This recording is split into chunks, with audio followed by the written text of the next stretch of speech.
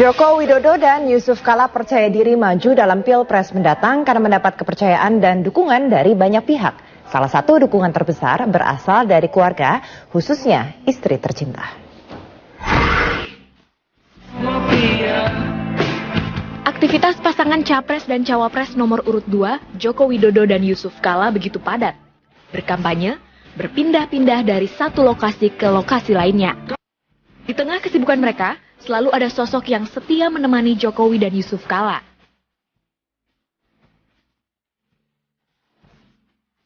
Iriana Joko Widodo selalu setia di samping Jokowi.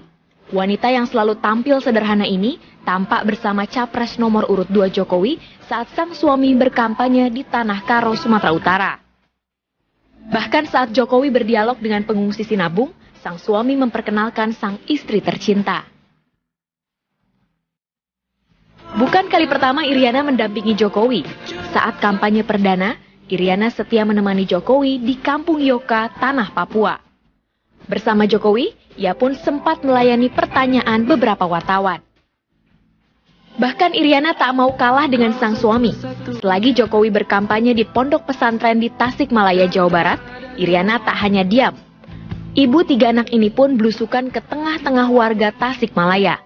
Tanpa canggung, wanita kelahiran 1 Oktober 1963 ini menyalami warga yang ditemui dan berfoto bersama.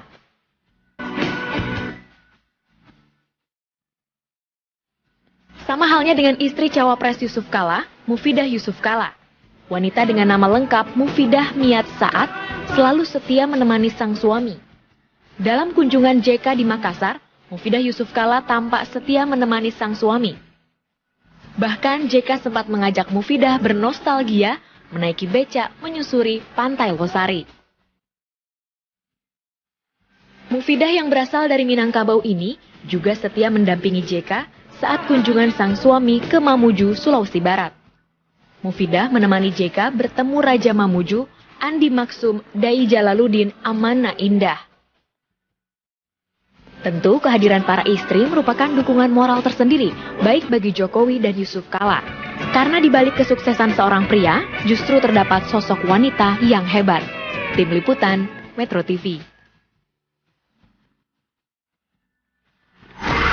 Selain dukungan dari istri tercinta, Jokowi juga mendapat dukungan dan doa dari sang bunda Sujiatmi Noto Miharjo dalam perjalanan karirnya.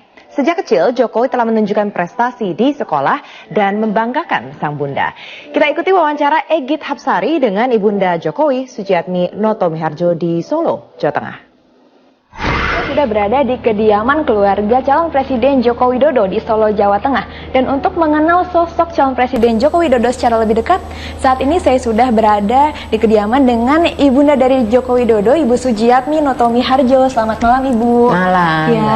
Ibu, mungkin masyarakat Indonesia ini ingin tahu lebih dekat sosok Pak Jokowi. Gimana sih, Bu, Pak Jokowi waktu kecil itu?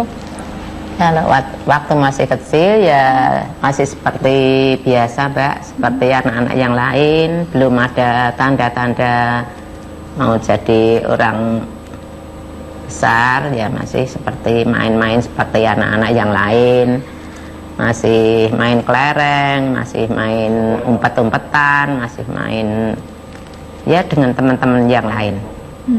Itu gimana, Bu, prestasi Pak Jokowi nih waktu kecil? Katanya sering jadi juara kelas ya, Bu? Ya, dulu sering, Mbak, sering juara sampai kelas berapa tanya itu, sampai SMP, SMA juga sudah bisa juara sekolahan. Dari SD, SMP, SMA juara sekolahan. Nah, itu kan waktu Pak Jokowi kecil ya, Bu. Ya. Nah, waktu remajanya tuh gimana Pak Jokowi? Ada nggak, Bu, foto-foto Pak Jokowi waktu remaja? Oh ya, ini ya, Mbak. Oh ya. Ini, Mbak. Oh, ini fotonya waktu Pak Jokowi lagi ada momen apa ya, Bu? Ya, pas ini mau tunangan, Mbak, ini. Dengan Ibu Iriana. Ya, ini sama kedua orang tua Bu Iriana sama saya dan suami sama juga. Sama juga. Tahun berapa nih, Bu? Ini tahun 86. Ini sama ibu bapak saya, Ini dengan ibu ya. dan ini sama saya juga. Waktu muda Pak Jokowi ini gimana sih Bu? Katanya dari dulu suka musik metal ya Bu, atau Iya. suka naik gunung juga? Iya, dulu kesukaannya memang musik rock, terus naik ke gunung-gunung itu sering camping ke gunung-gunung, Mbak. Pak Jokowi sedang mencium ibundanya. Iya, ini mau nyalon gubernur DKI itu minta doa restu ibu di rumah ini juga. Dan Pak Jokowi memang selalu meminta doa dari ibu ya, termasuk waktu debat kandidat capres kemarin yang ada doa dari ibu yang diselipkan di blazernya Iya, gitu Bu. Iya, itu doa dari saya juga. Boleh tahu Bu itu isi doanya tuh apa ya waktu debat kandidat itu? Rahasia Mbak itu doanya. Yang pastinya doa supaya debat itu berjalan lancar ya Bu ya. Berjalan lancar dan bisa menjawab dengan tenang, dia pikirannya bisa tenang, bisa konsentrasi dengan pertanyaan-pertanyaan. Nah Ibu, di perjalanan Pak Jokowi menuju kursi presiden ini kan mungkin banyak isu-isu miring yang menyerang Pak Jokowi, mulai dari isu SARA hingga isu lainnya. Gimana Bu pendapat Ibu? Kalau saya sudah dengar dari dulu pas nyalon DKI itu ya sudah banyak Mbak itu yang bilang non muslim, turunan Tionghoa itu ya saya diemi aja, ndak usah, saya ndak komentar Jokowi itu ya sudah saya bilang udah biarin, ndak usah dijawab, ndak usah dibuat masalah, biarin orang bilang apa saja, yang penting ndak ada kenyataannya. Nyataannya begini, bukan non muslim, bukan turunan Tionghoa, orang Jawa asli, orang desa.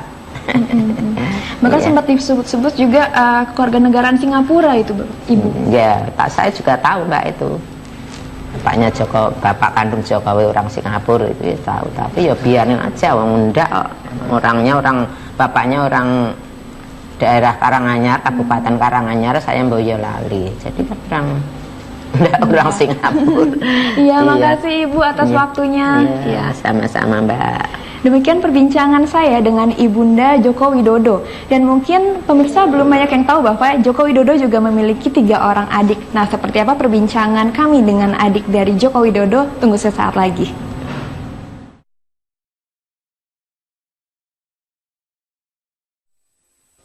Saat ini saya masih berada di kediaman keluarga calon Presiden Joko Widodo di Solo, Jawa Tengah. Dan untuk mengenal sosok calon Presiden Joko Widodo lebih dekat, saat ini saya sudah bersama dengan ketiga adik perempuan dari Joko Widodo. Ada Mbak Iit Sriantini, ada Mbak Idayati, dan ada Mbak Titi Ritawati, adik paling bungsunya ya Mbak. Nah, pertama-tama saya ke Mbak Idayati terlebih dahulu nih. Mbak Ida, gimana sih sosok Pak Joko Widodo ini di mata adik-adiknya Mbak? Kalau menurut saya Mbak ya, kalau menurut saya Mas Joko itu baik, perhatian sama adiknya, sayang juga. Ya, kalau Mas Joko apa ya, baik sih kalau menurut saya itu. Iya. Gimana tanggung jawab Pak Joko Widodo sebagai kakak tertua, apalagi laki-laki satu-satunya nih Mbak? Ya, kalau dulu ya Mbak ya, pas belum nikah ya, masih sekolah itu ya itu tadi perhatian. Terus kalau umpama ke mana gitu yang nganterin tuh Mas Joko.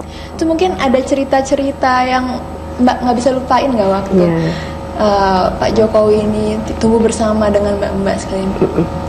Kalau saya yang berkesan ya Mbak ya tuh waktu saya masih SMP terus SMA, Mas Joko kan kuliah di UGM ya, kan kos di sana. Sering ngajak saya ke kos itu, tidur di sana gitu, tidur di kosan itu. Saya yang tidur di tempat tidur, Mas Joko yang tidur di bawah. Iya, terus naik bisnya juga pakai bis umum itu atau ya pokoknya baik, sayang lah sama saya. Selalu mengalah ya, dengan adik-adiknya, pagi perempuan semua nih adik-adiknya. Nah terus saya ingin nanya sama Mbak Titi Ritawati, sebagai adik bungsu nih pasti dilindungi sekali sama Pak Jokowi dengan kakak tertua. Gimana, ada cerita-cerita lucu nggak Mbak? Sewaktu saya masih SMA itu melindunginya ke saya dalam hal memilih pacar, Mbak. Ya, Mas Joko itu sebagai penyeleksi. Jadi siapa yang main ke rumah itu pasti Mas Jokowi tahu. Oh, ini cocok buat kamu. Oh, ini nggak cocok buat kamu. Jadi kalau misalkan nggak cocok, ya sudah, saya harus nurut. Itu, Mbak. Yeah. Mbak, cerita-cerita gimana sih Pak Jokowi itu mengayomi adik-adiknya sebagai kakak tertua? Baik. Ya selalu apa ya, tanggung jawab, kemana perginya, pas kalau sudah malam kok belum pulang gitu, selalu dicek kemana perginya, sama siapa, itu salah satunya. Mbak Iit, Pak Jokowi sebelum dan sesudah jadi wali kota dan gubernur, apalagi sekarang ingin maju ke kursi presiden ya Mbak ya, ada perubahan nggak dengan keluarganya? Kalau apa perubahan sih enggak ya Mas Joko, sebelum dan misalnya